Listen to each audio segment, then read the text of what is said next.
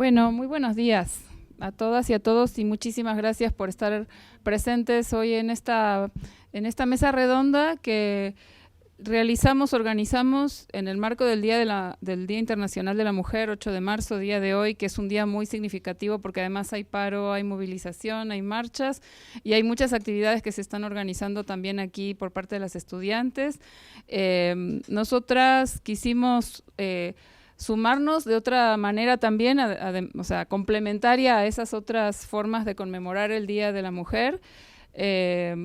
Vamos a hacerlo con mujeres que son investigadoras académicas y que estudian los temas de género y migración. En este caso, hoy decidimos hablar de este tema.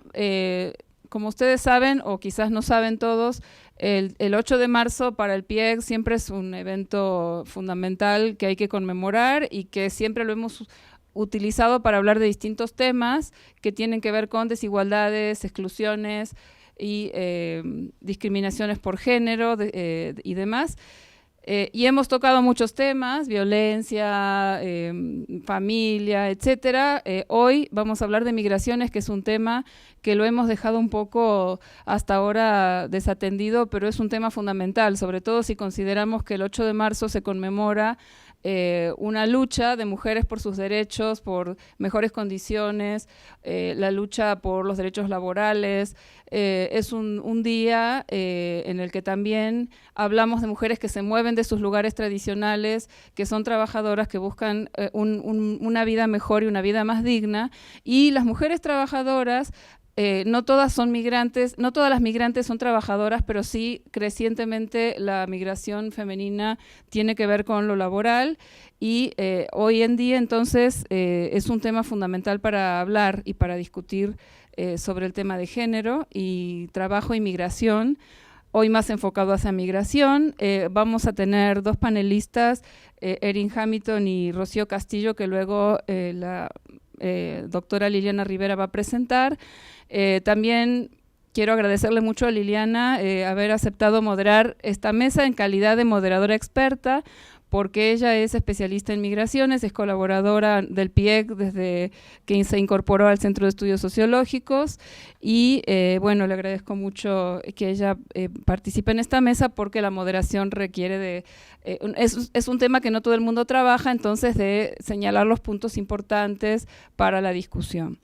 Entonces, bueno, agradezco mucho a Liliana. Ella es doctora en Sociología por la New School of Social Research.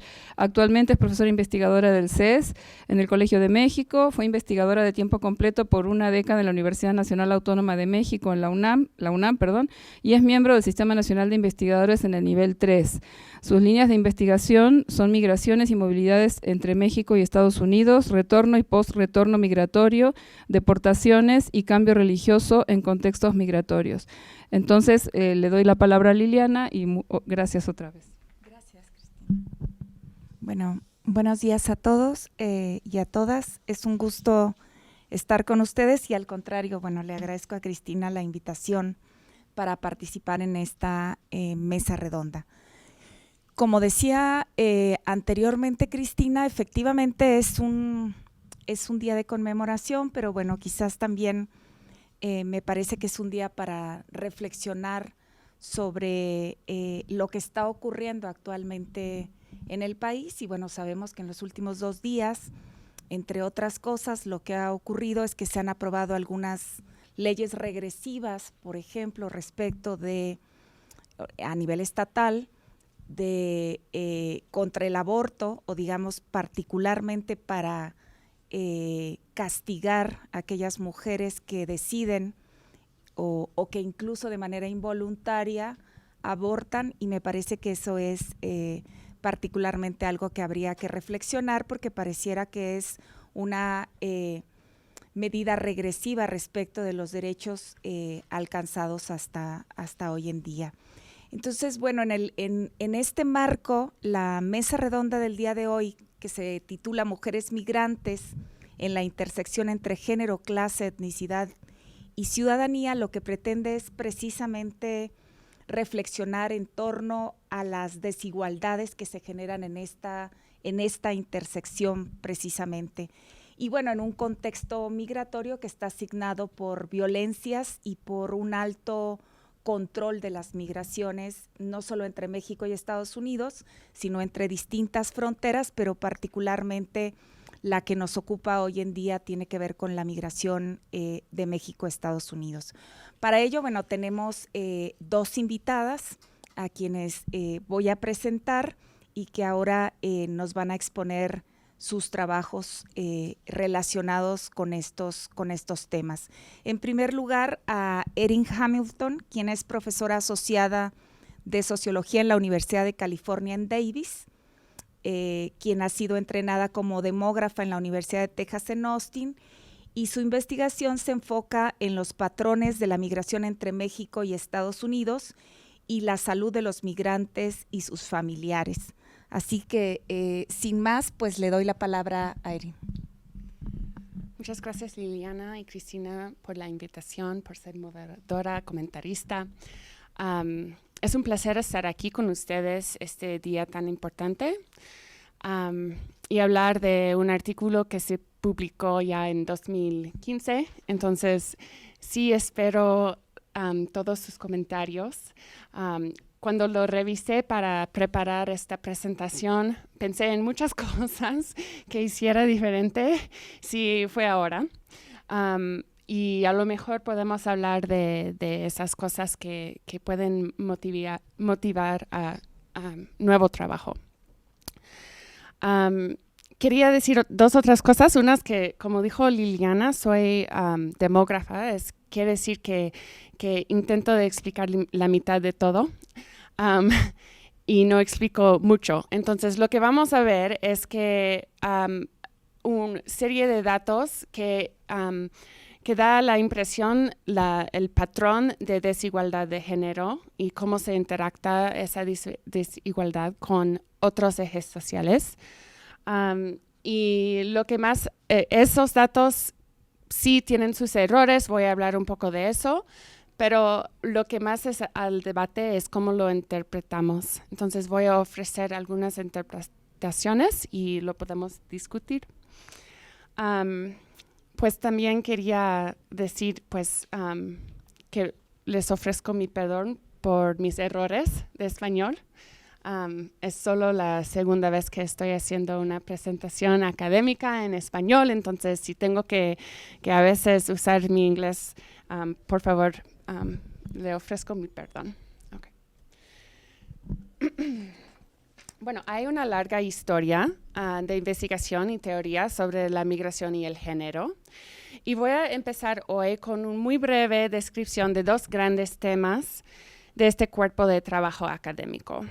El primer tema es que la ideología de género estructura la migración.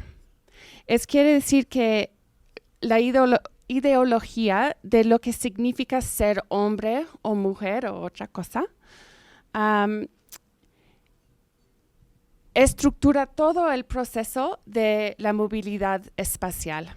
Entonces, podemos investigar cómo la tasa de migración varía entre las mujeres y los hombres, cómo los patrones de la migración varían entre hombres y mujeres y cómo las experiencias propias de la migración varían entre hombres y mujeres. Y las investigaciones de estas preguntas nos enseñan que la tasa de la migración, los patrones y las experiencias de la migración, de hecho, sí son muy diferentes para mujeres y hombres. Y estas diferencias nos enseñan algo, no solo sobre la migración, pero también sobre el género.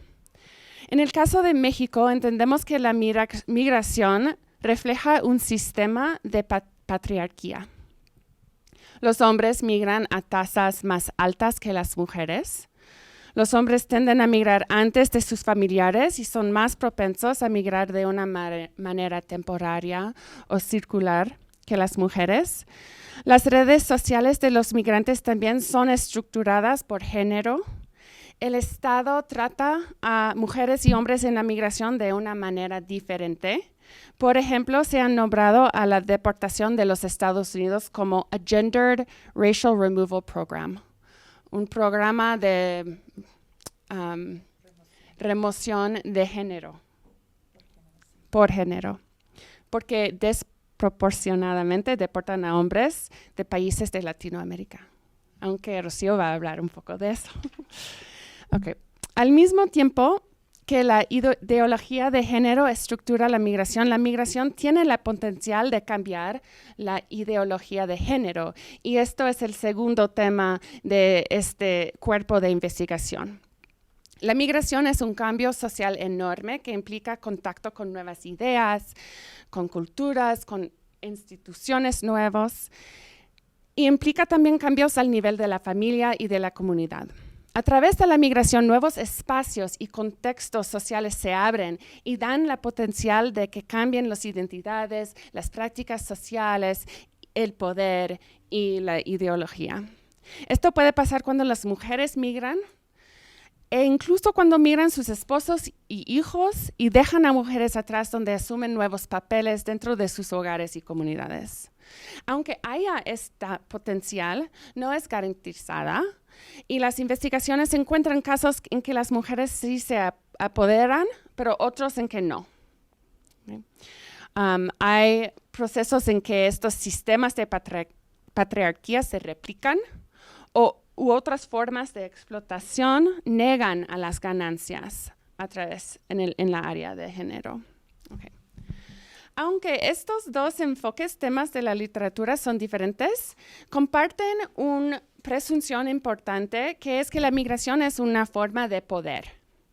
La movilidad espacial puede ser una estrategia para salir adelante, una estrategia para la movilidad social. Aunque no todos migran, y aun en países de migración como México es una muy pequeña porcentaje o minoridad de la población que migra, tener la opción de migrar es una forma de poder. Entonces, estudiar la migración y el género es estudiar cómo el poder relativo de mujeres y hombres estructura el proceso social y demográfico de movilidad, de migración, y estudiar cómo el poder de la migración, de la movilidad espacial, puede cambiar a sistemas de poder basados en género. Otro enfoque importante de la literatura sobre género y migración utiliza la teoría de interseccionalidad, que propone que el poder no se arregla de una forma única, pero es distribuido a través de múltiples ejes sociales y que estos ejes se interactan. Esto implica que el género no tiene un sentido similar para todas mujeres y hombres.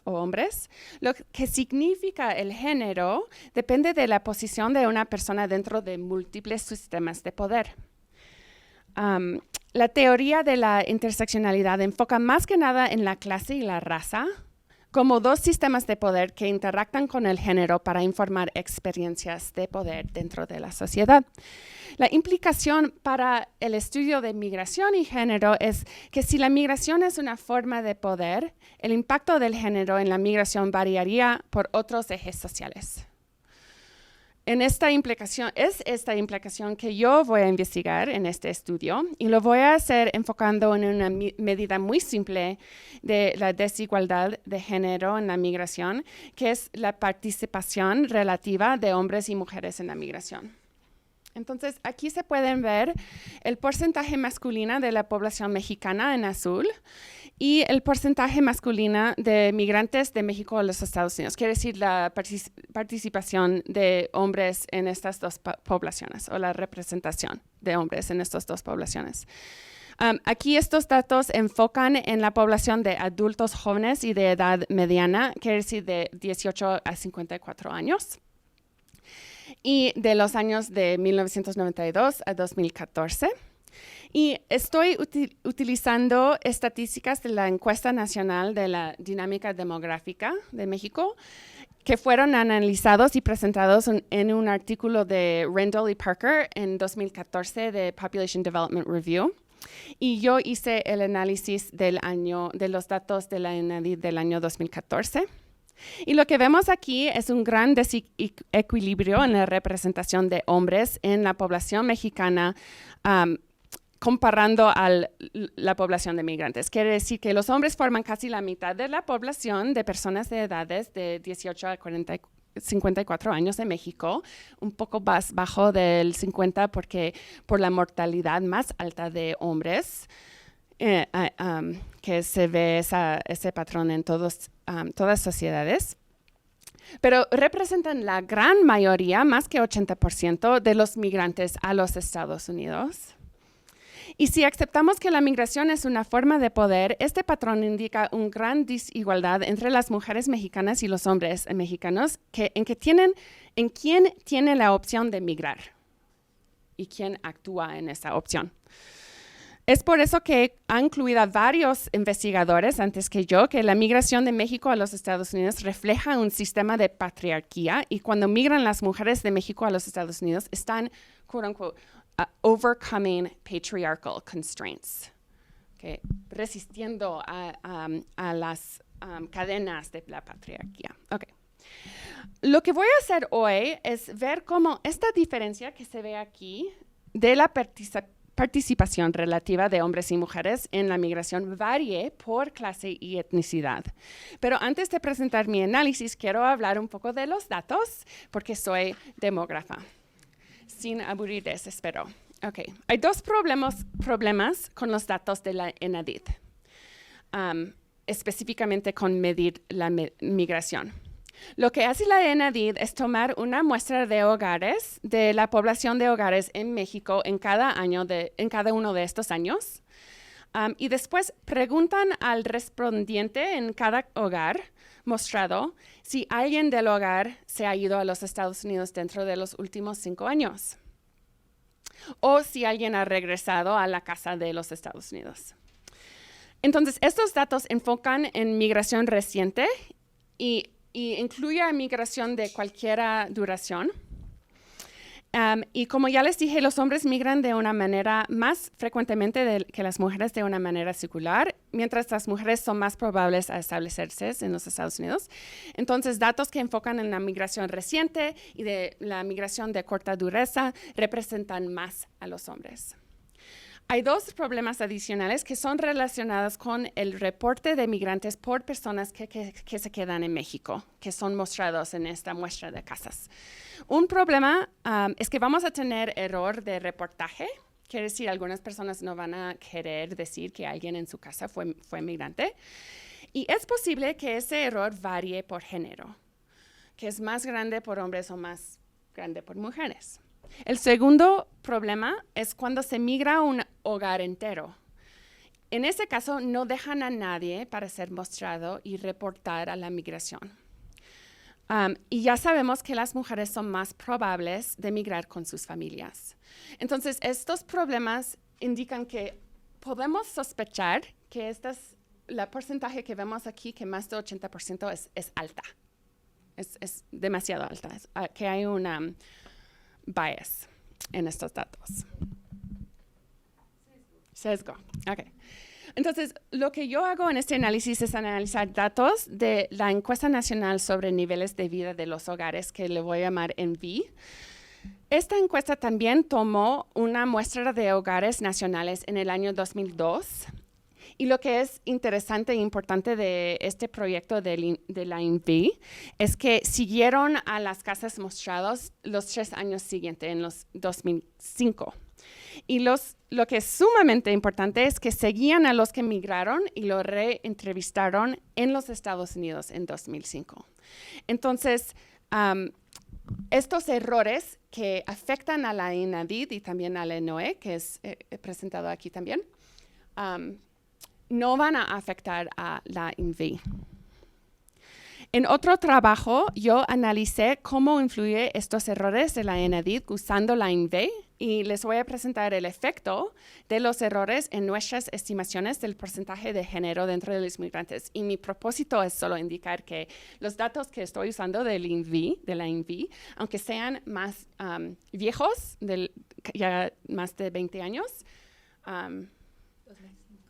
casi 20 años, 14, 15 años, que sirven algo por esta estructura del proyecto de seguir a los hogares a través del tiempo. Okay, aquí se ven los mismos estadísticos. En 2002 en efecto es del ENOE, no de la ENADID, pero tiene los mismos problemas. Y en 2006 son de la ENADID, se ve el porcentaje de hombres dentro de los migrantes, más de 80%. En el INVI, cuando miramos a migrantes que fueron reportados por sus hogares, que migraron a los estados dentro de 2002 y 2005, es menos el porcentaje de hombres representados, es el 69%. Y esa diferencia surge porque la INVI mide la migración usando una definición de 1 año o más de migración. Entonces, enfoca en las migraciones de más largo plazo, en donde se representan más las mujeres. Dentro de las personas o migrantes que dejaron a personas en sus hogares de origen, algunos no fueron reportados por los respondientes en el 2005 de la INVI y lo encontraron a través de un proceso de tracking en los Estados Unidos. Vemos que dentro de esta población, las mujeres aún son un porcentaje más. Son ya el 37% de los migrantes que no fueron reportados. La mayoría de los que no fueron reportados son hombres, pero las mujeres se representan más que con los que sí fueron reportados. Y el problema más grande es cuando no vemos los hogares que migraron como hogar entero. Dentro de esta población, migrantes que fueron con su hogar entero, las mujeres son la mayoría. Son el 54% de los migrantes que fueron con su hogar. Y si recordamos, la ENADID y el ENOE no se ven a estos migrantes. Estas mujeres son fuera del universo que se muestran para colectar los datos de la ENADID. Cuando sumamos todos estos errores y estimamos el porcentaje de los hombres versus las mujeres dentro de migrantes en la INVI, vemos que los hombres son un 63.3%. Es la mayoría, pero no es la desigualdad que vemos no es tan grande que se aparece en la ENADID. Okay. Por eso voy a usar la ENVI para hacer mi análisis. Y como ya les dije, voy a enfocar en cómo se varía esa representación de hombres y mujeres en la migración por otros ejes sociales. Y en vez de usarla por proporción, voy a usar la tasa de migración, que es un análisis bastante simple, pero les voy a explicar brevemente. La tasa de migración es igual al número de migrantes dentro de una población dividido por esa población que está a riesgo de migrar. Quiere decir que incluye personas que no migraron y que migraron en el denominador. Y se multiplica por 100. Y es equivalente al porcentaje de la población mexicana que migró a los Estados Unidos dentro de 2002 y 2005. Como me interesa diferencias por género, voy a estimar estas tasas separado por mujeres y hombres. Entonces se ve que en la ENVI el 3.2% de hombres adultos migraron y el 1.5% de mujeres adultas migraron. Más que nada me interesa la diferencia entre estas dos tasas. Entonces voy a construir también esta diferencia, estimar la diferencia, usando una razón, okay, o ratio entre las dos tasas, que es igual a la tasa de la migración masculina dividida por la tasa de la migración femenina, y lo voy a nombrar así, hombre a mujer. Para construir esta razón o diferencia, divido 3.2 por 1.5 y la razón es igual a 2.1. Quiere decir que los hombres fueron 2.1 veces más probables que mujeres de migrar a México, de México a los Estados Unidos de 2002 a 2005. Esto usa los mismos datos que vimos antes con el porcentaje que fue 63%, pero solo se usa estadísticas diferentes. Voy a hacer este ejercicio que les expliqué por 3 medidas de clase y por etnicidad. Entonces voy a ver cómo varía la diferencia por género en tasas de migración por estos ejes sociales. Por clase uso nivel educativo, el papel en el mercado laboral y la pobreza del hogar de origen. Y también voy a usar una medida de etnicidad, que es la identidad, si se identifica como una persona indígena y si se habla un idioma indígena. Ok, y estos son mis resultados. Voy a caminar por esta imagen para indicar lo que estamos mirando y después vamos a ver el mismo imagen por las 3 otras medidas de clase y etnicidad. Ok, lo que vemos aquí, primero en azul, es la tasa de migración por hombres por diferentes niveles de educación. En la izquierda vemos la tasa de migración por hombres que no fueron a la escuela, que no tuvieron ningunos años de educación. Y vemos que es bajo, es el 1.3.4% de esos hombres. Y sube con haber terminado un poco de primario, después completar primario. Y la tasa más alta es por hombres que fueron a la secundaria. Baja de nuevo hasta los licenciados o más, los que fueron más que preparatoria, y es aún más bajo que los que no tienen ningún nivel de educación. ¿Okay? Estos son hombres. Eso indica que la relación entre la educación y la migración por los hombres es de una U inverso. Se ve una diferente relación. Es más como menos obvio que para mujeres. Se ve aquí en rojo. En cada nivel educativo de ninguno a preparatoria, la tasa de migración de mujeres es más bajo que hombres. Pero hay una excepción. Dentro de personas que fueron a un nivel de educación de posgrado, la tasa de migración por mujeres es mayor que a hombres. Entonces podemos ver la razón o la diferencia entre estas dos tasas en la línea que es verde, y se ve que por toda esta distribución de educación se baja.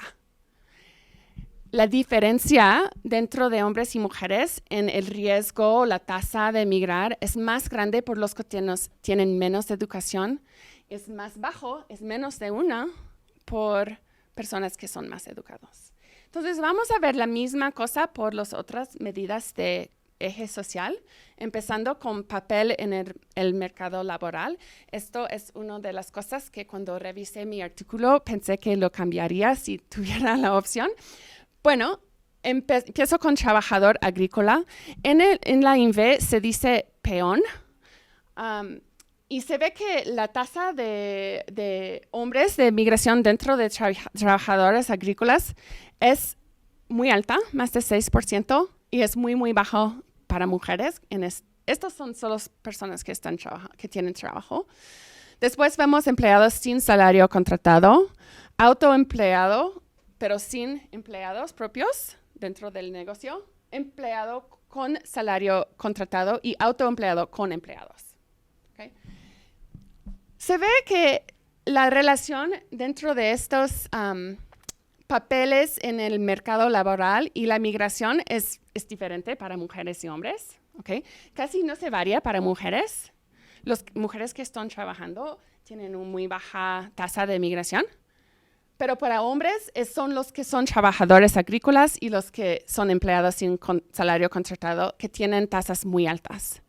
Otra vez, si pensamos en estos papeles como una distribución de poder, la diferencia entre hombres y mujeres se va bajando de los que tienen menos poder en el mercado laboral a los que tienen más poder. Aquí tengo una medida de pobreza del hogar. Es equivalente a la índice de marginalización que hace el CONAPO, pero al nivel de hogar. Y los que son allí de máximo tienen más pobreza, menos cosas en sus casas, menos espacio, menos nivel de educación de la cabeza del hogar. Y los que tienen más bajo tienen menos pobreza. Otra vez se ve que por hombres la tasa de migración es más alta que los que vienen de casas con más pobreza y se baja con menos pobreza. Es igual para mujeres, pero es menos ancho. Y otra vez, la diferencia en verde entre las dos es más grande por los con más pobreza y es pequeño con los con menos pobreza. Y la última es etnicidad. Dentro de la INVE, la tasa de inmigración por hombres que tienen un idioma, que hablan un idioma indígena o que se identifican como indígena, es más alta y baja por los que no tienen ninguno. Esto también me sorprendió. Claudia, no sé, tengo que revisar esos datos. Pero si enfocamos en el patrón, que es lo que me interesa en este papel, de poder, la diferencia de género es más amplio para las personas que tienen más identificación indígena y menos por los que son no indígenas. Ok, voy a resumir los resultados. Primero, no hay una relación consistente entre migración y diferentes medidas de clase o necesidad. Se puede verlo aquí. Con pobreza se baja la tasa. Con educación es una relación invierta. En algunos casos, la relación entre género y la medida de clase es similar por mujeres y hombres, pero en otros casos no. Por ejemplo, se ve que es casi similar aquí, pero es muy diferente aquí. ¿Okay? Las dos líneas tienen forma diferente aquí. A pesar de estos procesos diversos, una relación consistente entre género, estatus social y migración ocurre. Si pensamos en nuestras medidas como algo que captura el poder dentro de la sociedad mexicana, quiero decir, on average, esto es la diferencia por género en la tasa de migración hombres a mujeres. Bajan de los que tienen menos, es más alto que los que tienen menos poder y más bajo que los que tienen más poder. Ok, entonces, ¿qué significa?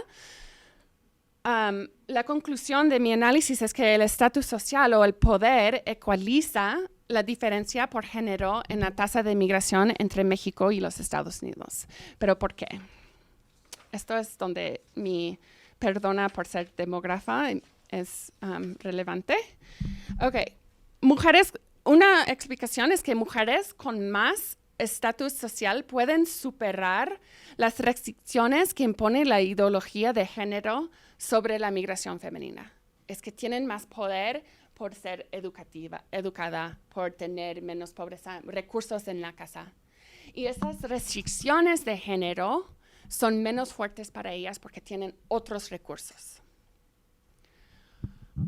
También podemos interpretar que la ideología de género varíe con otras formas de estatus social. Quiere decir que la patriarquía puede ser que la patriarquía es una reacción a y va mano en mano con otras formas de desventaja social.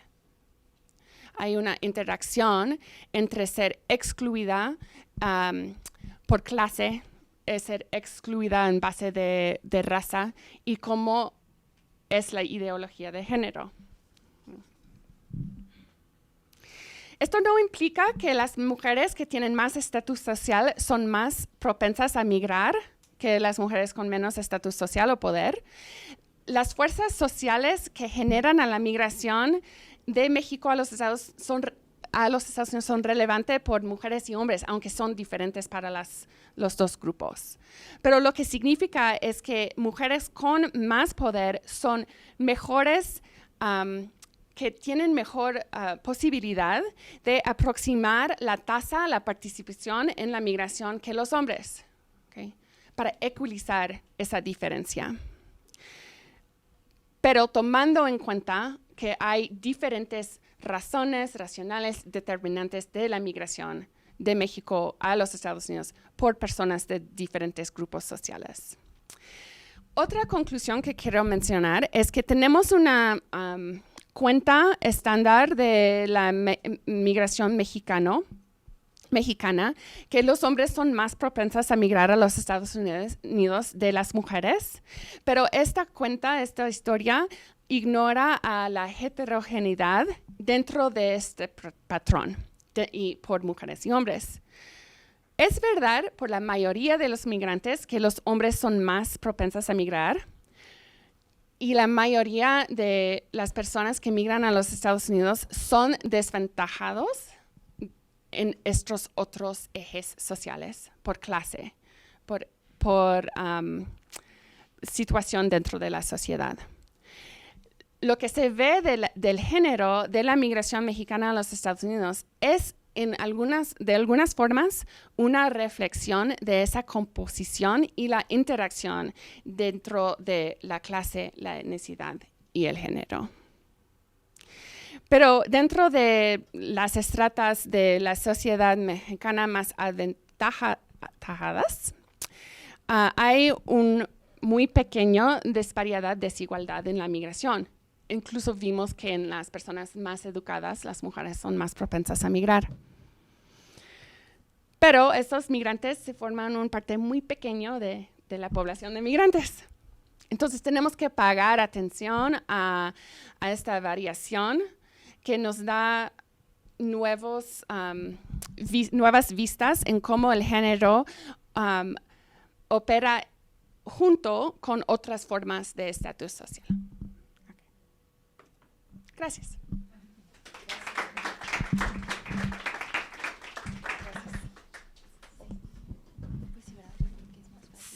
Sí, yo creo que sí.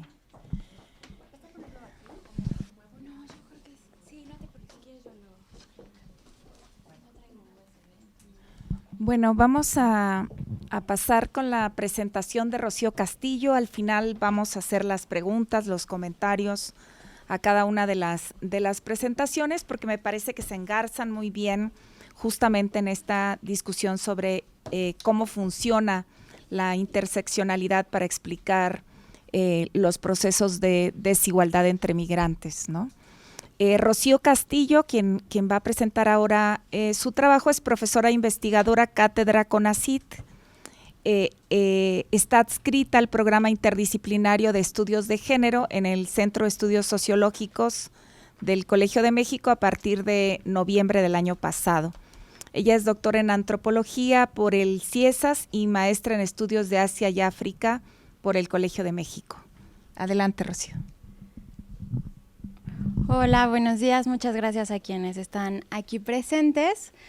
Yo les voy a presentar esta ponencia que he titulado Mujeres, Migrantes y Activistas, Caminos de Participación Política de Mujeres con Estatus Legales Precarios en Austin, Texas.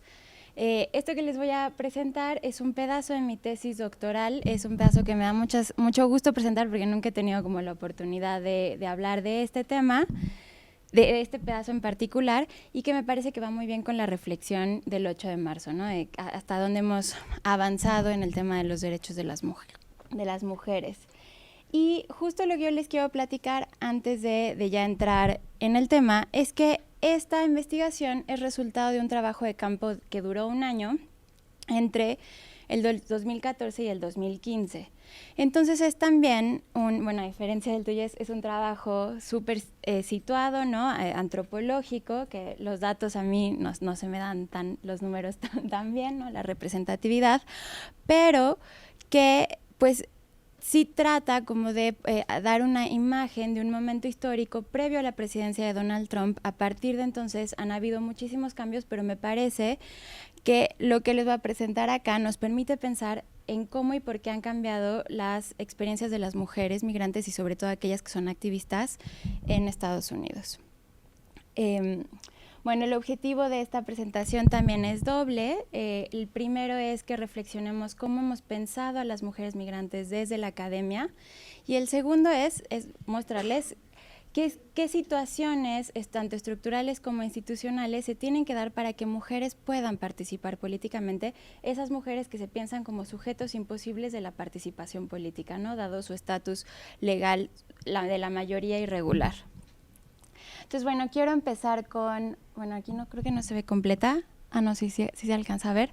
Pero bueno, esta es una cita de Kathleen Cole, que es una investigadora que trabaja justo el tema de participación política de mujeres migrantes, que fue la primera cita que yo encontré sobre el tema y que me pareció muy sugerente sobre cómo pensamos a las mujeres migrantes desde la academia. Y ella dice, es una suposición común pensar que las mujeres inmigrantes, particularmente aquellas que no hablan inglés o son indocumentadas, viven en los márgenes de la sociedad y tienen pocas conexiones sociales afuera de sus redes domésticas o familiares. Un poco este libro lo que a mí me hizo pensar es, bueno, entonces, ¿qué más hay, no? Sí, es verdad, sí, de pronto no hemos visto como esa heterogeneidad de experiencias de las mujeres en la migración.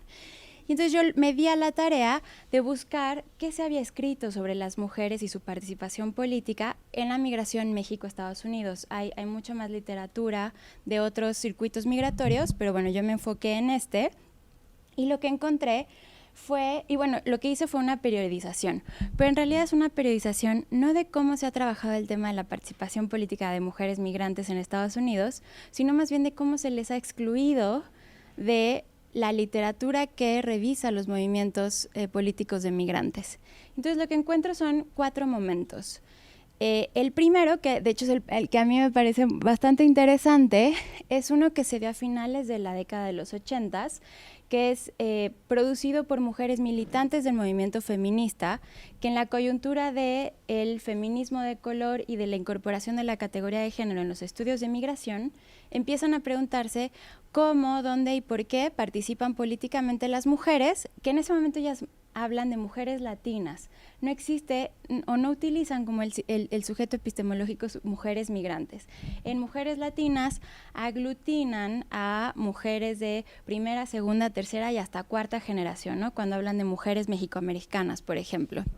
Pero es muy interesante porque ellas empiezan a cuestionar aquello que entendemos por lo político y empiezan a decir, y empiezan a cuestionarse por qué cuando hablamos de participación de hombres le llamamos política y cuando hablamos de participación de mujeres la llamamos comunitaria, ¿no? Y entonces ellas lo que dicen es, pues más bien repensemos cómo las mujeres, por la falta de acceso a esos espacios, utilizan recursos que tienen tradicionales para hacer cambios en sus contextos locales que les beneficien a ellas y a sus familias.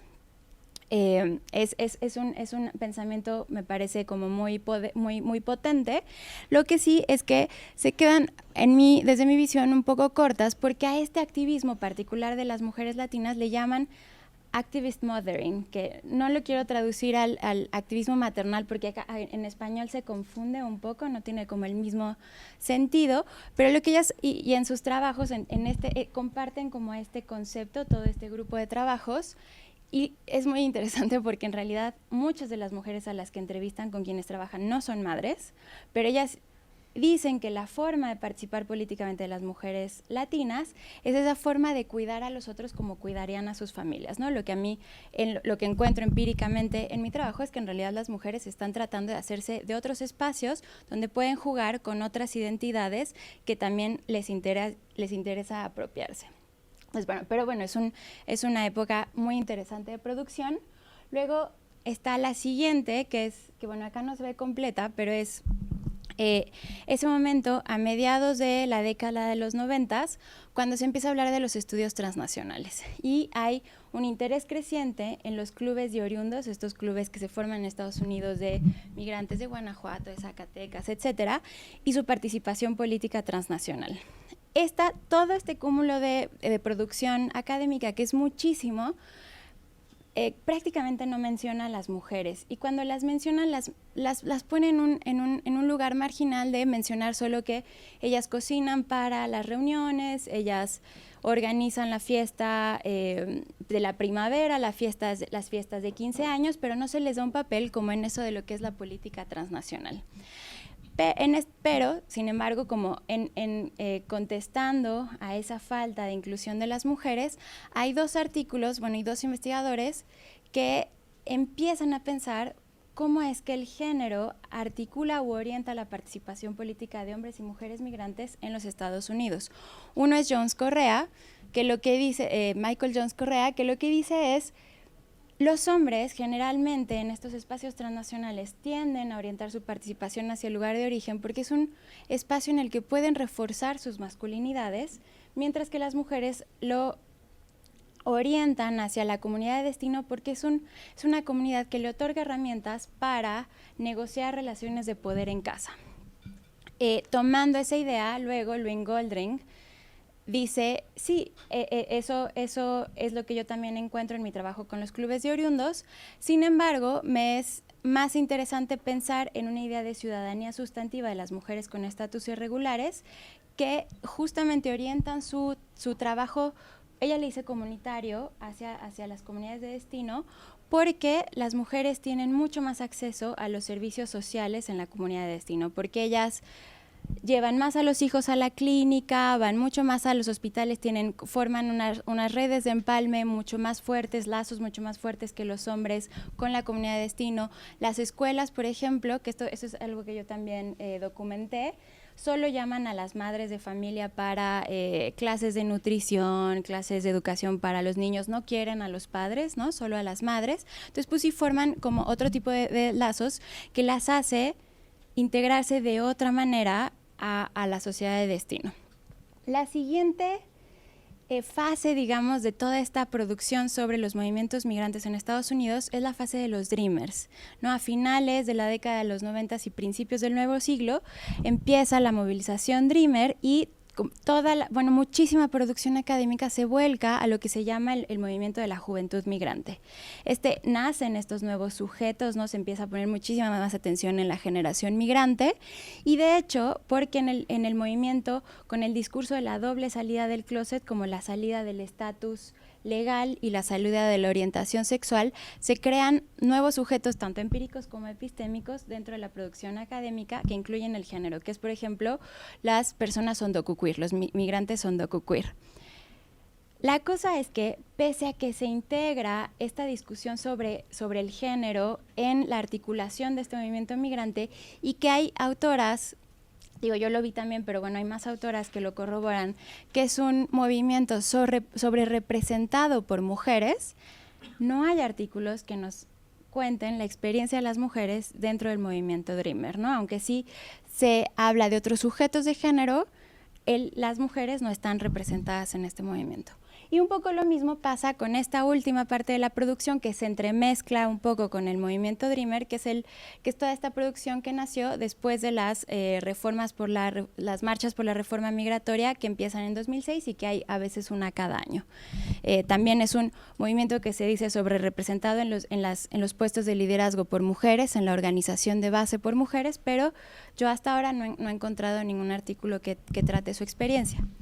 Y un poco con esa idea en mente es que yo quise hablar de este tema el día de hoy, que es como que reflexionemos las deudas que tenemos hacia esas mujeres migrantes de construir sujetos epistémicos que reflejen la heterogeneidad de sus experiencias como mujeres, tanto en la migración como en otros contextos sociales, que es un poco lo que yo quise hacer en mi trabajo de investigación y que es como completando ese primer objetivo, ¿no? Que quería que reflexionáramos cómo hemos pensado a las mujeres migrantes en los Estados Unidos. Y ya entrando como más en tema, el segundo objetivo es pues ya preguntarnos pues cómo es que las mujeres migrantes con estatus legales irregulares o precarios pueden participar políticamente en un contexto de cada vez más criminalización de la migración. Yo para esto quisiera irme un poquito atrás en el tiempo, ¿no? Ya Erin nos decía, sí, hay una masculinización de la amenaza migrante, ¿no? La mayor parte de las deportaciones desde hace ya muchos años son de hombres migrantes, pero esa no era la historia en los 90s. En los 90s más del 90% de las deportaciones eran de mujeres. Esto porque no sé si conozcan mucho la historia de la migración en Estados Unidos, pero en los 90s las mujeres se veían como una amenaza cultural, las mujeres latinas migrantes. Eran su tan alta tasa de reproductividad y su uso excesivo, ¿no? Entre comillas, de los servicios estatales, las ponía en el discurso estadounidense como esas mujeres que están desangrando el erario público y que además nos están invadiendo culturalmente con todos sus hijos, ¿no? Entonces, en esa época, la amenaza era una amenaza completamente feminizada y que se refleja muy bien en estos datos, que en realidad hay pocos porque en ese momento no se desagregaba tanto por género, pero las cifras de deportación, pero que se deportaran muchas más mujeres que hombres. Y contrasta muy fuertemente con que después del ataque terrorista del 11 de septiembre del 2001, la amenaza se masculiniza y entonces se asocia a los migrantes hombres con terroristas y con problemas de seguridad nacional. Hay autores que ligan esta masculinización de la amenaza también con una transformación de la economía estadounidense, de una economía industrial a una economía postindustrial que demanda cada vez más servicios que son feminizados, ¿no? Por ejemplo, pensemos en ciudades como en Austin, ¿no? Un poco ya para ir llegando a Austin, servicios que son de mujeres, servicios de cuidado, servicios de limpieza, servicios de alimentos, etcétera. Y el segundo punto que ligan es también el aumento o el incremento de las familias con estatus legales mixtos, que si no tienen muy claro qué es lo que significa son familias que, por ejemplo, los padres pueden tener un estatus legal irregular y algunos de los hijos tener estatus regulares o distintos tipos de estatus regulares, otros hijos estatus irregulares y distintos también tipos de estatus irregulares, que complica cómo pensamos a la comunidad migrante en su totalidad y también complica cómo implementan políticas públicas, digamos, dirigidas hacia cierto tipo de sujetos y tienes estas familias mezcladas entre ciudadanos y migrantes indocumentados. Entonces, un poco a lo que yo quiero llegar, no sé por qué ahí salió esto, es que hay una criminalización diferenciada de la migración de acuerdo al género, que esto ya lo explicamos, esto no lo digo yo, lo dicen muchos otros investigadores, no es nada nuevo, pero lo que yo quiero agregar es que también está diferenciada de acuerdo a la trayectoria reproductiva y a lo que yo llamo, porque no tengo otra manera mejor de llamarla, a una maternidad localizada, que ahorita voy a eso. Entonces, para explicar esto de la trayectoria reproductiva y una maternidad localizada, voy a contrastar dos fenómenos que ocurrieron casi al mismo tiempo durante el 2014. Si ustedes recuerdan, en el 2014 fue cuando por primera vez se empezó a visibilizar como a nivel mundial la crisis humanitaria en la frontera sur de los Estados Unidos. Fue cuando empezaron a llegar todos estos miles de menores no acompañados a la frontera y miles de mujeres centroamericanas con sus hijos a la frontera. Yo en ese momento estaba haciendo trabajo de campo en Austin y trabajaba no solo con organizaciones de base migrante que luchan en contra de las deportaciones, donde trabajé con estas mujeres con quien hice mi investigación doctoral, pero también con todas las organizaciones aliadas que trabajaban en la región para apoyar la lucha en contra de las deportaciones. Entonces ellos todos como grupo regional, ¿no? que trabajaba en este tema, empezamos a dirigir la mirada hacia los centros de detención que están a lo largo de toda la frontera de Texas, que se empezaban a llenar con mujeres centroamericanas y sus hijos, con niños, etcétera. Y nadie puede entrar más que las abogadas y los abogados de estas organizaciones, pero lo que ellas empezaron a documentar y que ellas decían es una selección completamente irracional de las personas dentro de los centros de detención, es que solo a las mujeres centroamericanas que traían niños no se les otorgaba fianza para llevar a cabo el proceso de solicitación de asilo afuera de la cárcel, del centro de detención. Lo que ellas encontraban es que a mujeres centroamericanas que llegaban solas, sin hijos, se les otorgaba la posibilidad de fianza, a hombres centroamericanos se les otorgaba la posibilidad de fianza y a personas de cualquier otra nacionalidad que no fuera una nacionalidad centroamericana se les otorgaba la posibilidad de fianza. Que esto, ya nos dice un montón, ¿no? de lo que está pasando, pero antes de llegar como a ese análisis, al mismo tiempo había una discusión sobre estos mandatos presidenciales de acciones diferidas del presidente Obama, que no sé si conocen sobre el sistema, el DACA, que es esta acción diferida que tienen los Dreamers, que es un estatus legal temporal que lo que hace es protegerlos, entre comillas, de una deportación y darles oportunidad, entre otras cosas, de trabajar legalmente en los Estados Unidos. Obama durante el 2014 se estuvo discutiendo que ampliara o complementara el DACA con un programa que se llamó DAPA, que es el Deferred Action for Parental Accountability, que era también un estatus legal temporal que protegería a los padres de ciudadanos americanos en contra de la deportación y que pudiesen trabajar legalmente en los Estados Unidos.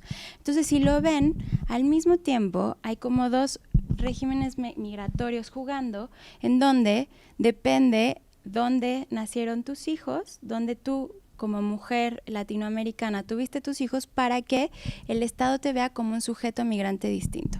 Entonces, lo que yo empecé a construir es como esta idea de que se construyen sujetos migrantes de género diferenciados. Por un lado están los hombres, que son criminales, que son una amenaza a la seguridad de las mujeres nativas, y por otro están también estas diferenciaciones entre mujeres. Están estas mujeres migrantes centroamericanas que tienen hijos nacidos en el lugar de origen, que son una amenaza para la seguridad, ¿no? El Departamento de Seguridad de Estados Unidos tiene algunos documentos donde habla, ¿no?, de estos niños que traen enfermedades, son como una amenaza también a la salud pública.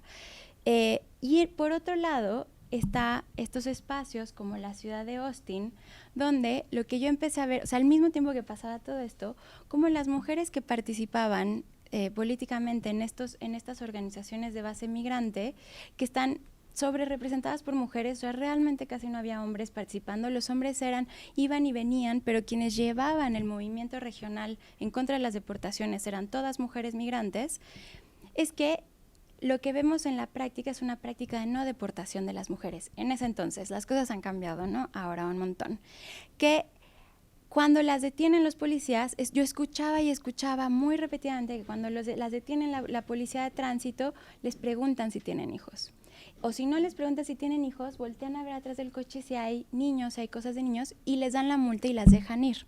Eso era algo que no sucedía con los hombres. A los hombres en Austin, aunque Austin no sé si ustedes ubican mucho Austin, ahora que vi que estudiaste ahí, pues bueno, es una ciudad que se jacta de ser muy liberal, de ser una ciudad santuario, etcétera, pero en ese momento era una ciudad que deportaba 19 personas a la semana de la comunidad migrante de ahí, y entonces sí había muchísimas deportaciones, y los hombres sabían que si ellos los detenía la policía de tránsito, inmediatamente los mandaban a la policía local, que colaboraban con el Instituto de Inmigración de Estados Unidos, y que empezaban directamente un proceso de deportación. Y las mujeres no, las mujeres las dejaban ir con una multa. Entonces lo que yo sugiero es que se estaba construyendo estos sujetos migrantes diferenciados, no solo por género, sino también por esto que llamo la maternidad localizada. Y a ellas las construyen como estas mujeres migrantes, posibles madres de ciudadanos, ¿no? No me importa comprobarlo, pero es muy probable, ¿no? Si ya estás aquí en Austin, ya llevas un rato, tienes un coche y veo que hay como cosas ahí hay de niños, pues probablemente eres madre de ciudadanos, y además no solo en esta lógica es una ciudad que demanda muchísimos trabajos postindustriales, es una ciudad con muchísimas familias de estatus legales mixtos, además se me fue el avión un poquito. Bueno, es una ciudad que está aceptando, ¿no?, que las mujeres que ellas realizan ese trabajo que no se quiere que realice el Estado. Es decir, si deportan a mujeres que probablemente tienen hijos ciudadanos estadounidenses en Estados Unidos, si las deportan, el problema de los hijos se queda para ellos. Es muy difícil, los procesos de deportación muchas veces son inmediatos, es muy común que los niños se queden sin ninguna tutoría y entonces entren directamente al sistema de protección de la infancia en los Estados Unidos, y que los padres pierdan completa custodia de los niños, ¿no? Entonces los niños se vuelven a dar en adopción o se quedan dentro del sistema nacional de protección de las niñas. Entonces justo lo que yo intuyo es que hay como una sensación de que las mujeres nos sirven para el mercado laboral de cuidados local, y además nos sirven para la labor de cuidados a nivel doméstico, que nosotros no quisiéramos o económicamente nos resulta muy costoso dentro del sistema de protección infantil. Y que todas estas condiciones, ¿no?, estructurales e institucionales, pues subjetivan a estas mujeres como posibles madres de ciudadanos de una manera que les permite incorporarse de una manera relativamente más segura que sus compañeros varones a la arena política pese a su estatus legal, ¿no? Entonces yo documento cómo dan entrevistas en la televisión, dan entrevistas en la radio, tienen audiencias públicas con el Senado de Texas, además un Senado súper republicano, ¿no? Tienen audiencias privadas con legisladores, con diputados, etcétera. Y lo que a mí más me llamaba la atención es que, claro que tenían miedo, ¿no? No es que no tuvieran ningún miedo, pero que ellas se atrevían a hacerlo, que se sentían lo suficientemente seguras para hacerlo, sabiendo que era muy difícil que las deportasen. Mientras que los hombres que de pronto participaban en estas organizaciones no se atrevían, por ejemplo, a acercarse al centro de la ciudad, porque el centro es donde hay mucho mayor policía, ¿no? Entonces era muy difícil que ellos se atrevieran a ir a cualquiera de los eventos de las organizaciones de base, pues porque temían mucho más una deportación. Entonces, bueno, esto, como les presento esto, que hasta aquí lo dejo, para dos cosas. Una es esto, reflexionar cómo pensamos a las mujeres migrantes desde la academia, y la segunda es también complejizar estas ideas del patriarcado y de cómo funciona el orden de género, no solo entre hombres y mujeres, sino también entre mujeres y mujeres, ¿no? Cómo construimos, como decía Erin, distintos sujetos de género interseccionados por otras categorías que de pronto no nos imaginamos, ¿no? Como esto de la trayectoria reproductiva. Y bueno, hasta ahí lo dejo. Muchas gracias. Gracias, Rocío. Bueno, voy a tratar, porque en realidad a Rocío la escucho ahora, aunque conozco su trabajo de atrás, pero quiero decir, no tuve en esos casos texto previo, pero lo que voy a tratar de hacer es juntar algunos de los temas que me parece que dialogan entre ambas presentaciones para abrir la discusión también con ustedes, ¿no?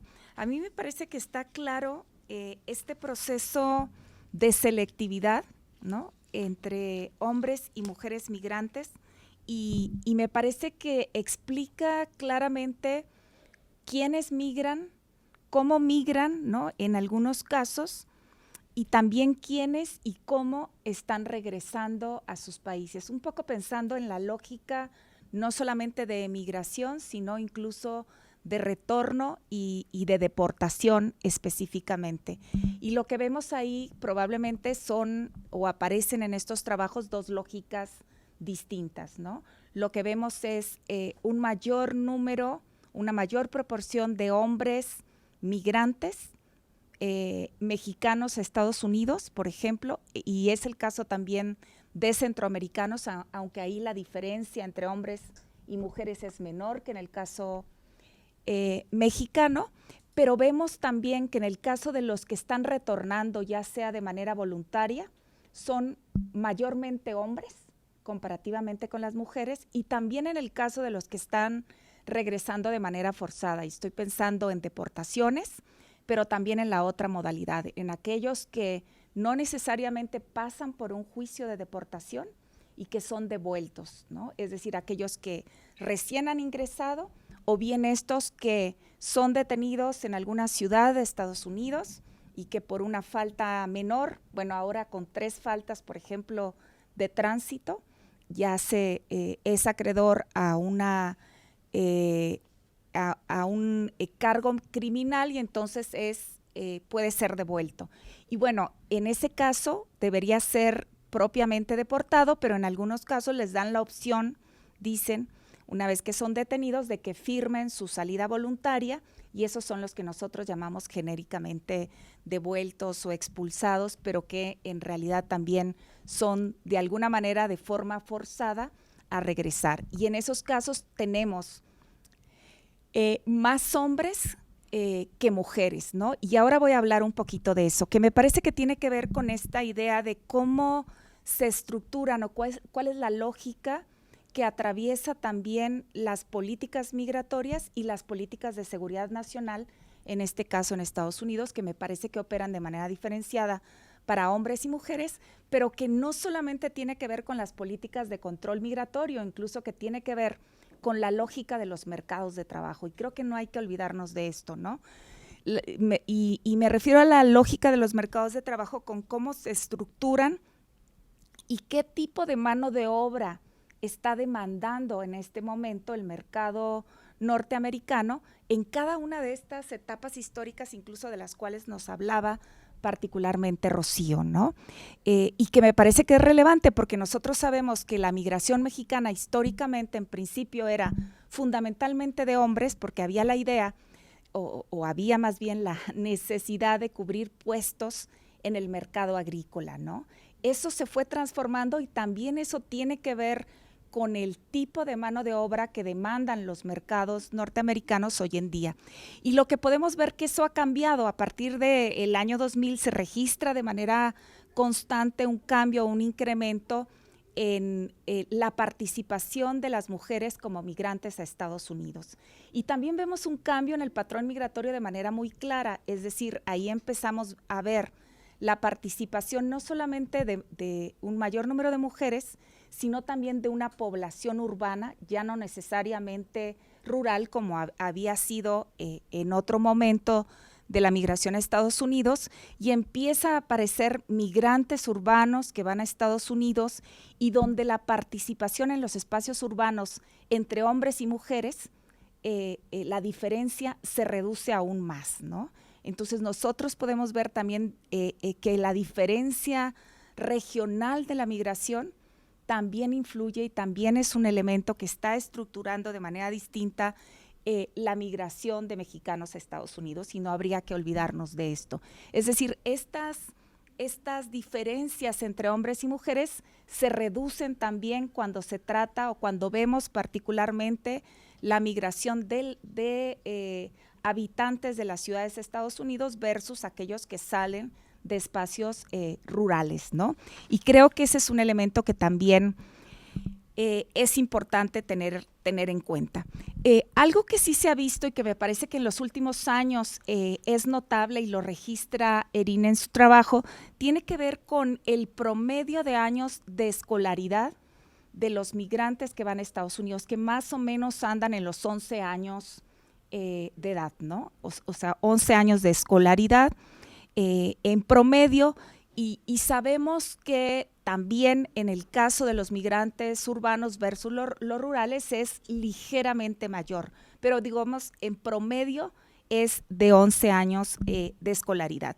Y digo esto porque todo ello responde también a las necesidades que está planteando la oferta del mercado de trabajo en Estados Unidos, y lo que vemos es que las mujeres se insertan mayormente en el sector de los servicios, y que es particularmente el que ha crecido en las grandes ciudades en Estados Unidos versus los migrantes hombres que se insertan fundamentalmente, bueno, en los sectores agrícolas, en el sector de la construcción, por ejemplo, y nosotros vemos cómo a partir, por ejemplo, de la crisis de 2007-2008, justamente los sectores mayormente afectados no eran los de los servicios, sino, por ejemplo, los de la construcción, los de la manufactura, y empieza ahí un proceso, algunos dirían, de incremento del retorno voluntario, lo voy a poner entre comillas, ¿no?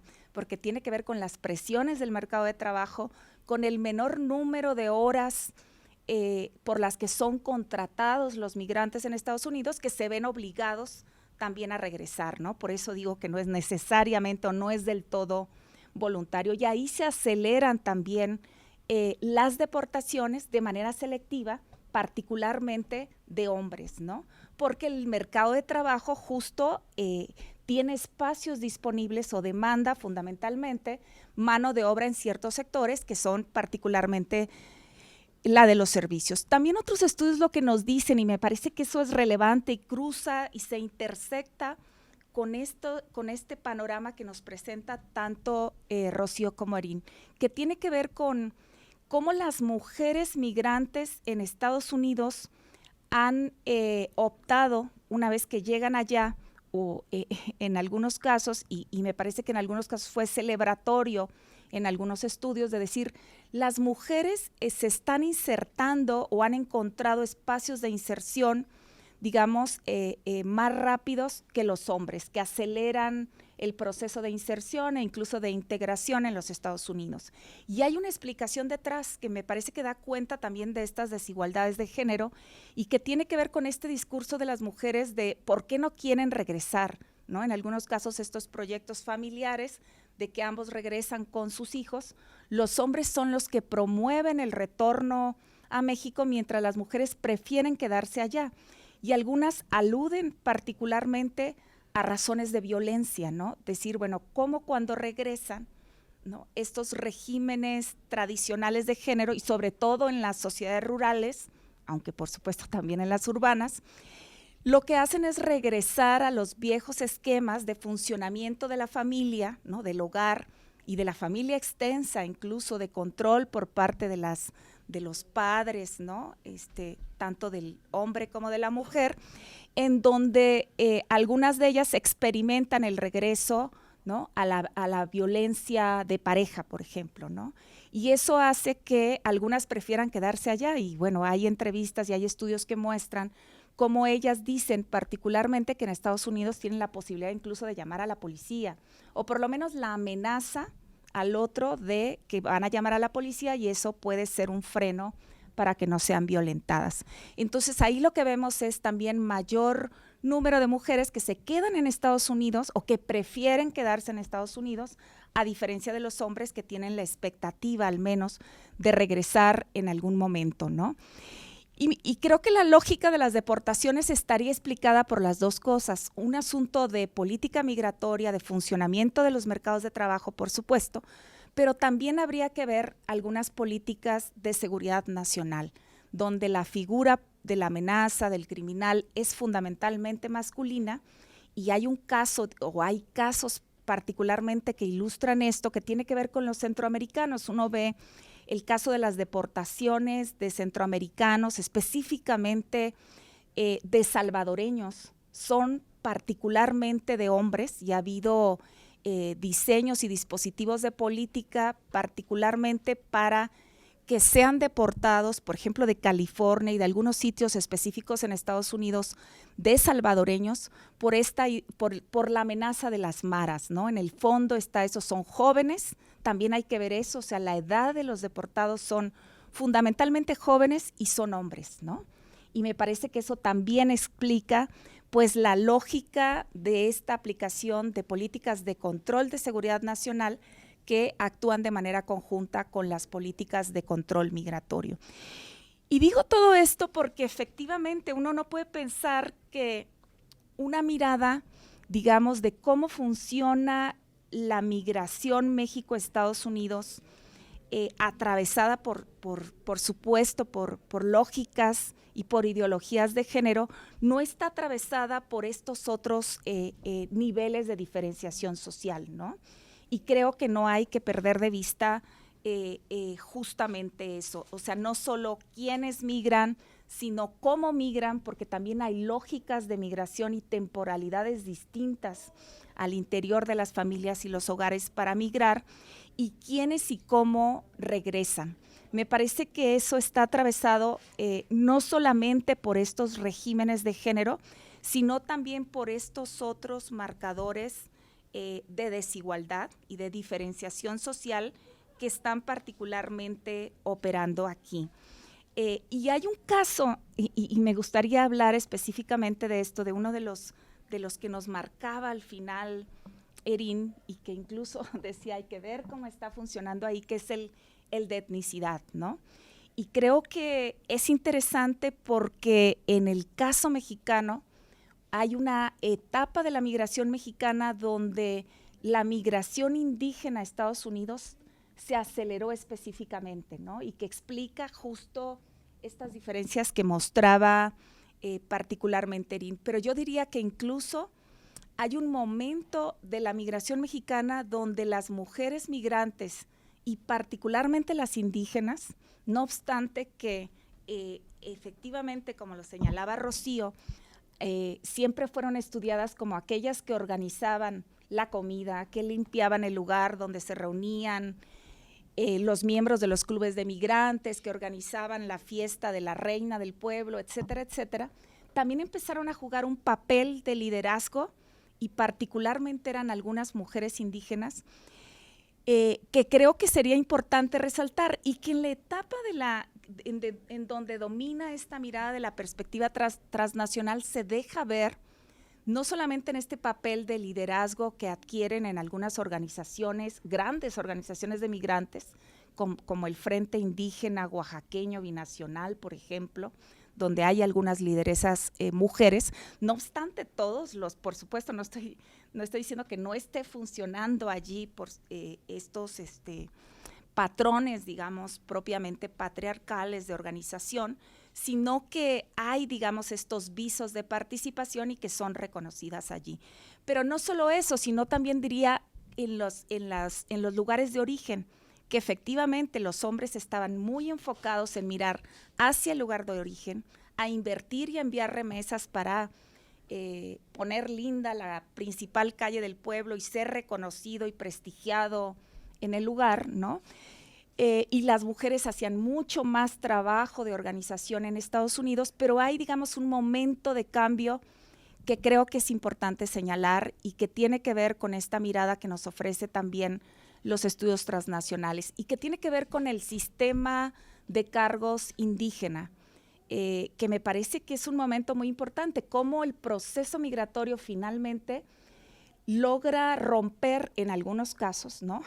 Algunos han regresado a la regla tradicional de que quienes ocupan el papel de mayordomo en estos sistemas de cargos son fundamentalmente hombres, pero el proceso migratorio lo que hizo fue también flexibilizar estos sistemas y nosotros vemos cómo en Oaxaca algunos de estos cargos empezaron a ser ocupados por mujeres, ¿no? Y creo que ahí hay un momento súper importante de rompimiento de algunos viejos esquemas tradicionales de organización en estas sociedades indígenas.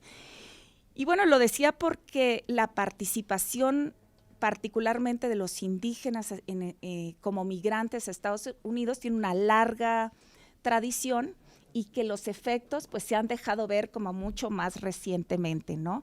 Esto para decir, bueno, no solo cómo operan estos otros indicadores, ¿no? Como la escolaridad, la clase, el nivel de pobreza en el hogar, la etnicidad, están operando y organizando el proceso migratorio o el ser migrante en Estados Unidos y cómo se es migrante, sino también cómo la migración podría ser un detonante para desestabilizar, ¿no? Algunas estructuras tradicionales de género, ¿no? Yo lo dejaría allí y bueno, ustedes tienen la palabra para plantear comentarios, preguntas a nuestras ponentes, así que abierto.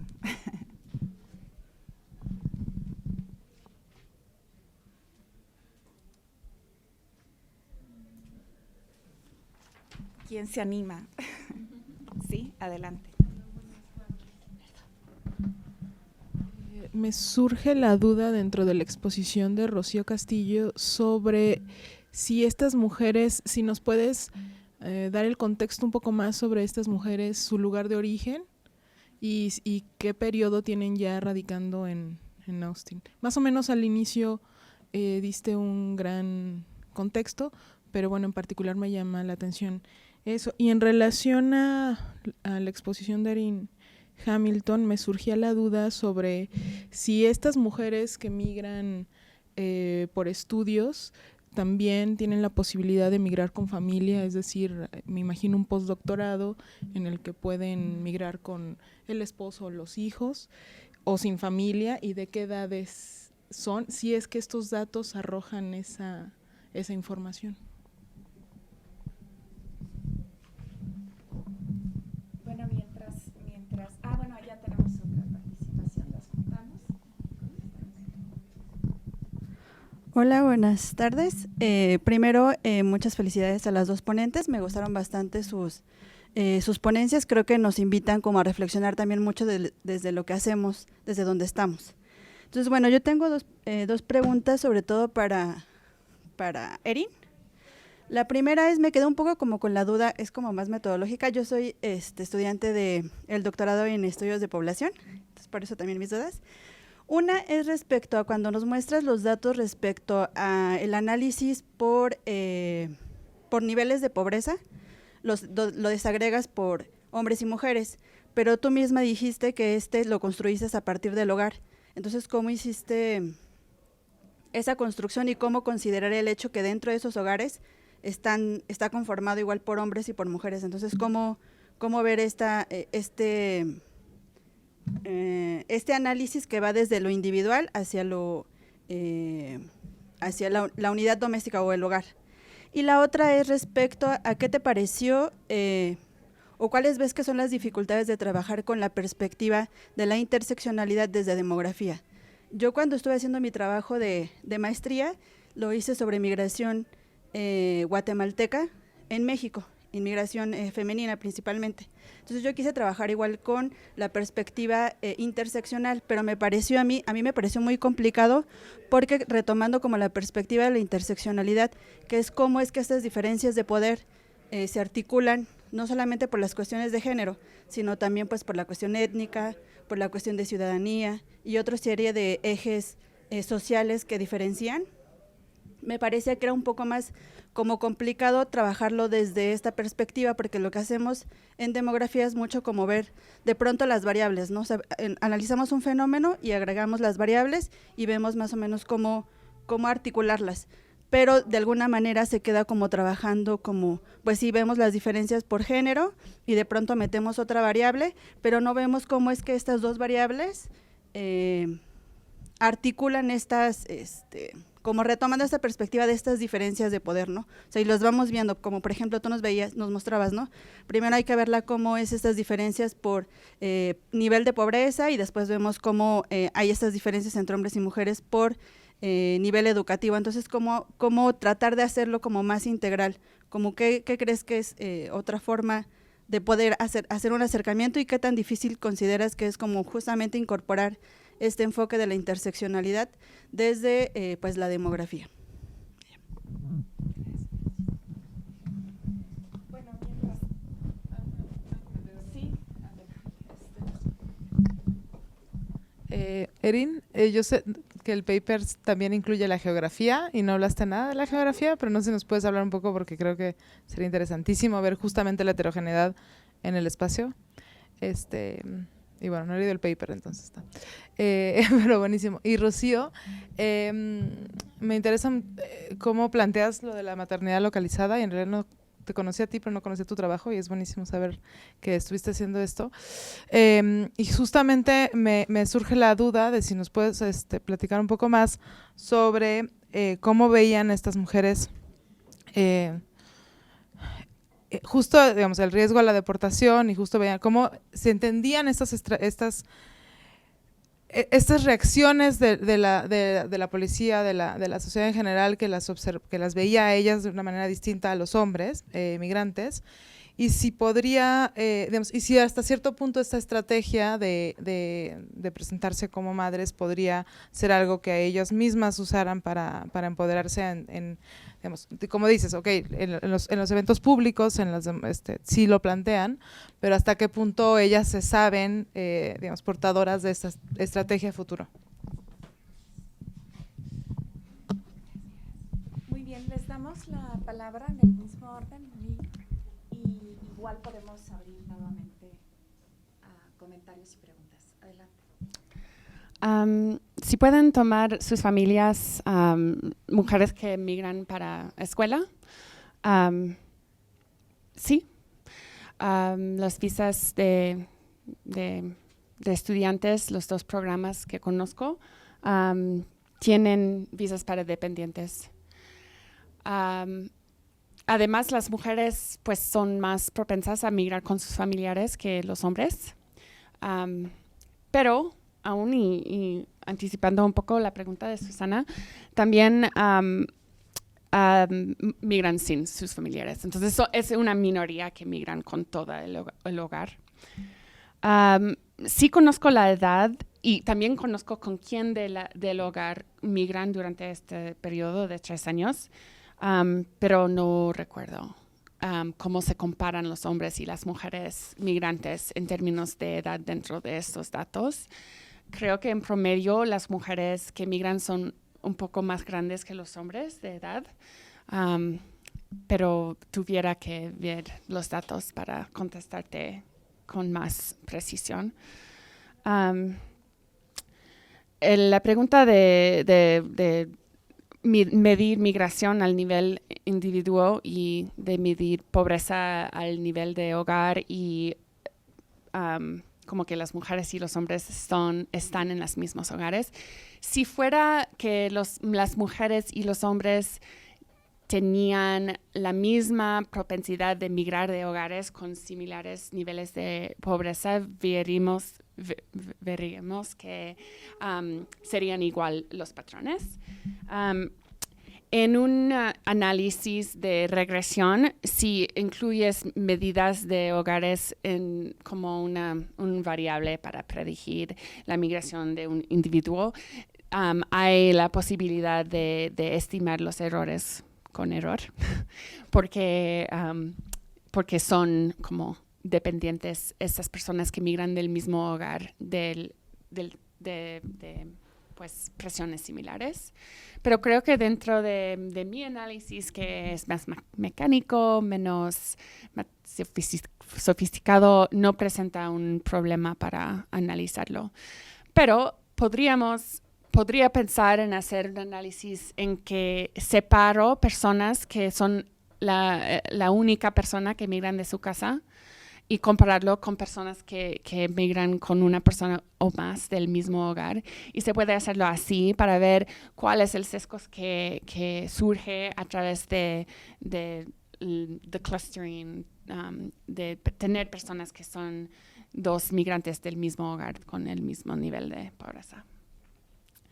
En los Estados Unidos, la literatura de interseccionalidad es más que nada cualitativo, porque se enfoca en las experiencias y los entendimientos y el sentido que tiene diferentes perspectivas dentro de un sistema, ¿verdad? Entonces, cuando en demografía intentamos hacer algo de interseccionalidad, siempre es con problemas, porque no podemos decir mucho de lo que significan nuestros resultados. Analíticamente o como metodologías, se puede hacer una regresión con puras interacciones entre género y cada otro de los variables en el modelo. Incluso yo hice eso para este análisis, no lo presenté en el artículo porque no me salió nada. Lo que salió es que hay interacciones importantes dentro de cada uno de estos ejes sociales, características sociales y género, pero no se explica la diferencia básica entre género. Quiere decir que el modelo para migración que que tenemos de teoría de las causas de la migración, de los patrones de la migración, no explica por qué los hombres migran a un nivel más alto que las mujeres. No es porque tienen diferentes niveles de capital en sus casas. No es porque tienen diferentes posiciones en el curso de la vida. No es porque tienen diferentes niveles de educación. Sí, la regresión que controla por todas esas diferencias no explica la diferencia básica por género, y eso es porque el género es un sistema de poder que afecta a todo lo que está en el modelo. Y porque el género, pues, el problema que la literatura de género en la migración identifica es que esas teorías ignoran al género, que es una fuerza separada de eso. Es una fuerza que afecta al mercado laboral, una fuerza que afecta a todo lo demás. Bueno, es decir que podemos hacer un intento de hacer interseccionalidad en la demografía, pero siempre va a faltar algo, siempre. Los métodos no son adecuados, incluso eso es lo que presenté hoy. Y por eso dije, puedo empezar a hacer un análisis y hablar de eso, pero va a faltar algo. Y en el artículo, si lo lees, no hablo de interseccionalidad para nada, porque no va a va a pasar peer review para publicar. Ok, y geografía, sí, en el artículo también hablé de urbanización y de regiones en México. No lo presenté hoy por tiempo. Pero también creo que, pues empezándolo ahora, que el argumento es un poco más difícil de hacer.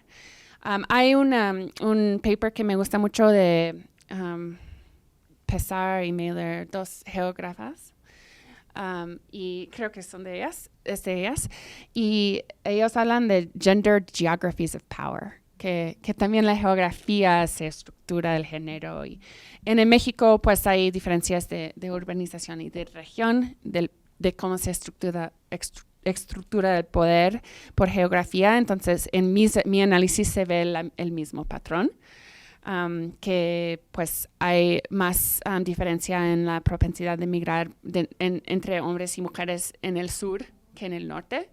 Hay una excepción que es en lugares muy rurales, localidades de menos de 2.500 personas, que la diferencia es menos. Y yo lo analicé dentro de regiones y se surge por la región tradicional de migración. Entonces pienso que es redes sociales que explica eso. Sí. Ok, gracias. Ciertamente no hablé específicamente de cómo eran estas mujeres que participaban políticamente, un poco también por tiempo, pero tienen características muy particulares, que además me llamaba la atención cuando veía los datos que nos mostraba Erin.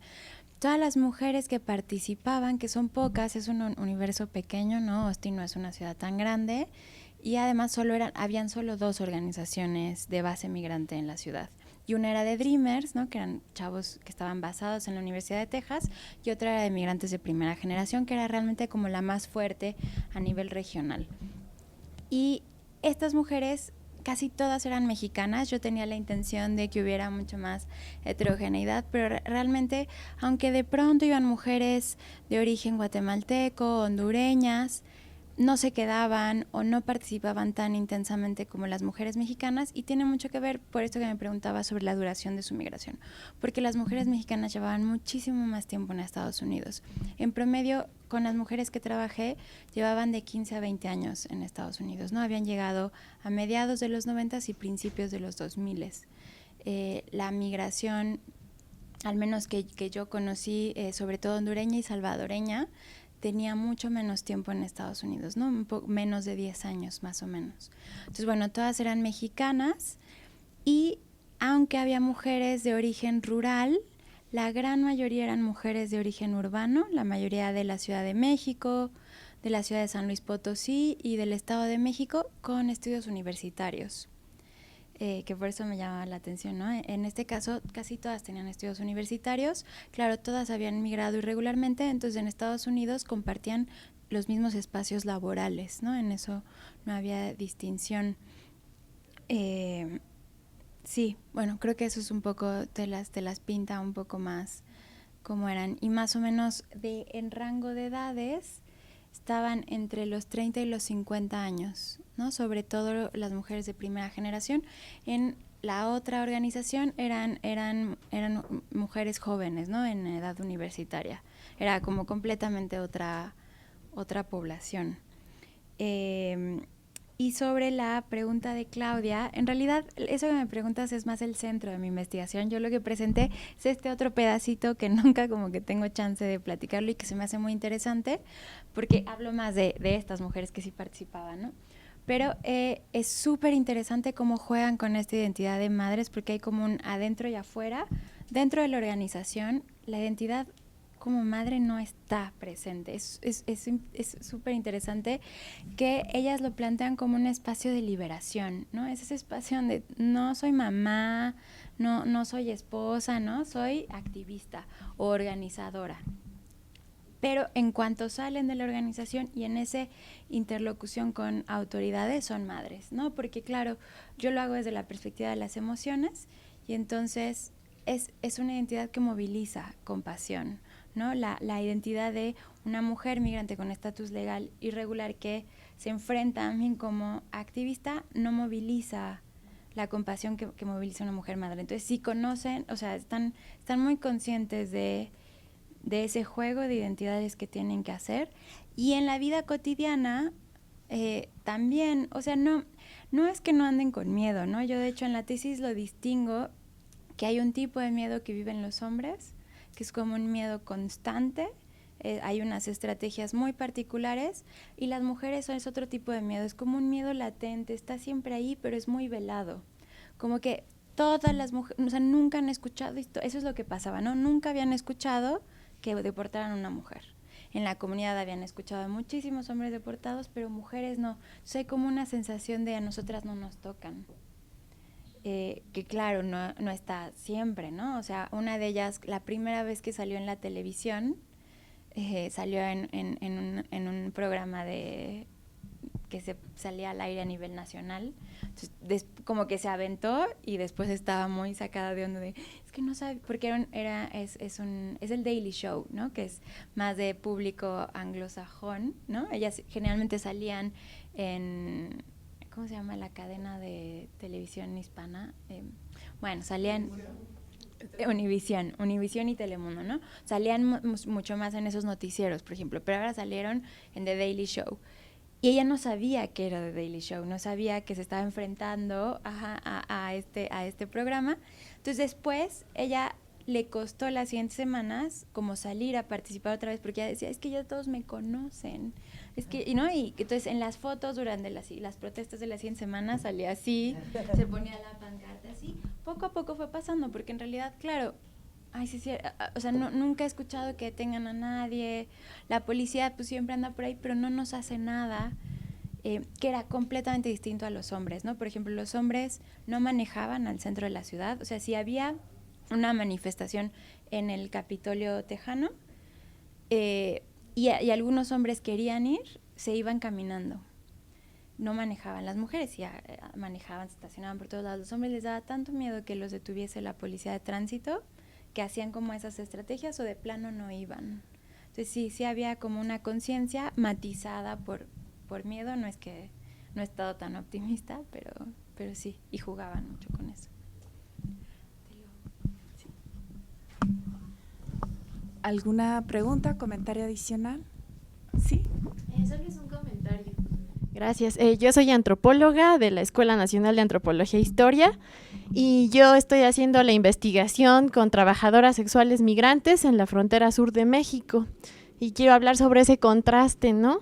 Yo acabo de venir de allá y totalmente es diferente, ¿no? Allá podemos ver a mujeres migrantes que son salvadoreñas, hondureñas y guatemaltecas y que muchas sí llegaron con la ilusión de irse a Estados Unidos, pero un factor fundamental por el que se quedan en esta frontera sur es porque se sienten más cerca de su familia, que dejan a sus hijos, ¿no? Entonces, bueno, un comentario es la importancia de conocer aspectos de lo que pasa en la frontera norte y también de lo que pasa en la frontera sur, ¿no? En cuanto a esta educación, las mujeres que yo entrevisto, con las que estoy, pues algunas no tienen primaria, ¿no?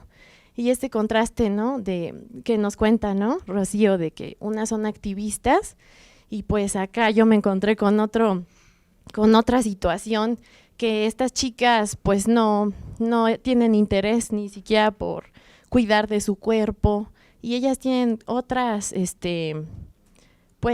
maneras de ver la vida, ¿no? Y este contraste me parece increíble, lo que tú nos cuentas de la frontera norte y pues lo que yo traigo acá de la frontera sur de México. Gracias. ¿Alguien más? Sí. Ahora, mi pregunta va para Rocío. Es que, bueno, no sé ahora en qué estás trabajando, pero nos hablas como muy específico hasta el principio, ¿no? Este es un trabajo como muy situado, en un contexto histórico distinto y ahora ha habido como grandes cambios. Pero me estaba acordando ahora de lo que ha pasado, yo estuve un rato viviendo en Tijuana, entonces me acordaba mucho de que justo en los últimos 2 años, y creo que desde el 2014 más bien es que empezó esta agrupación de mujeres que se llama las Dreamer Moms, que son mujeres, madres que fueron deportadas y que las deportaron por Tijuana, ¿no? Entonces decidieron quedarse en Tijuana y empezaron a formar esta organización, ¿no? Entonces, que ahora son activistas, son mujeres que dejaron a sus hijos y que ya tienen muchos años sin verlos, y también entraron dentro del activismo, pero ahora estando del otro lado, ¿no? Entonces creo que también eso como otro elemento muy interesante, que no sé si es que has trabajado o si te gustaría trabajar. Y si sabes algo, pues también que nos cuentes, y si no, pues bueno, ahí hay también como otra beta de investigación que te digo, no sé ahora que estás trabajando, ¿no? Pero bueno. Sí, muchas gracias. En realidad me he estado acercando más bien a los otros Dreamers que están en la Ciudad de México, y no me he acercado a las Dreamers Moms, pero me parece súper interesante. O sea, creo que es esto que te digo, ¿no? Creo que hay que explorar todas esas otras dimensiones en que las mujeres participan, y sí, me parece, es algo que tendría pendiente, seguro. Y también esto de cómo ha cambiado, me parece, porque el trabajo que nos presenta Rocío, lo hizo en 2014, 2015, y el escenario migratorio también en estos últimos 4 o 5 años ha cambiado notablemente. Porque ahora sí hay de manera mucho más recurrente deportaciones de mujeres independientemente de que tengan hijos o no los tengan, y bueno, y hemos visto de manera recurrente como casos en la prensa, en la televisión. Y la otra que me parece interesante, bueno, ya se fue Claudia, es que la geografía, no solamente de los lugares de origen, sino también de los lugares de destino, es decir, donde particularmente ha hecho el estudio Rocío, es súper importante.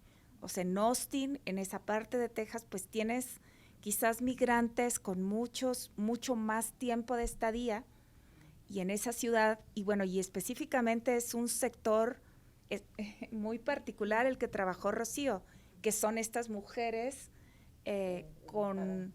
Sí, claro, con educación universitaria, que como vimos en los gráficos de Erin, pues no son un número importante, ¿no? Y que también hay que tomar específicamente esa información para poner en contexto lo que nos cuentan, ¿no?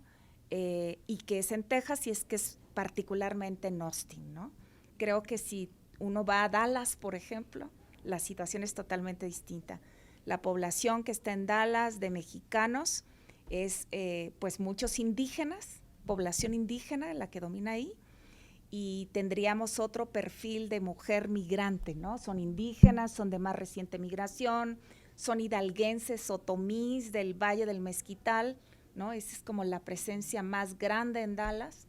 No sé, un poco para contrastar, creo que ahí también es muy importante mirar cuáles son los lugares de destino y un poco el perfil también de los migrantes en cada uno de estos sitios, y claro, el lugar de procedencia o los lugares de procedencia, porque si vemos acá también son mujeres de contextos urbanos, como nos decía, fundamentalmente citadinos, ¿no?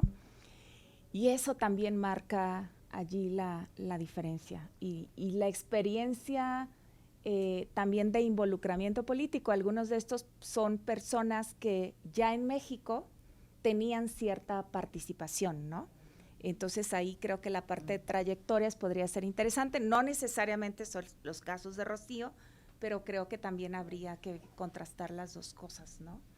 Y bueno, no sé, ¿algún otro comentario para cerrar el panel o nos vamos? Y bueno, y era también como para animarlos y decir, en esta intersección entre migración y género, pues hay mucho trabajo que hacer, ¿no? Como bien nos comentabas, la frontera sur tiene una dinámica totalmente distinta, y bueno, y si pensamos en todos los migrantes que hoy están, pues en principio transitando, aunque muchos de ellos van a ser su destino México, de centroamericanos y de todos estos, las famosas caravanas que hemos visto, ¿no? Pasar, pero que algunos de ellos seguramente se quedarán en el país, pues tenemos ahí un campo estratégico para seguir trabajando justamente en estas coordenadas, ¿no? Bueno, pues muchas gracias a todos y seguimos dialogando. Gracias. Gracias.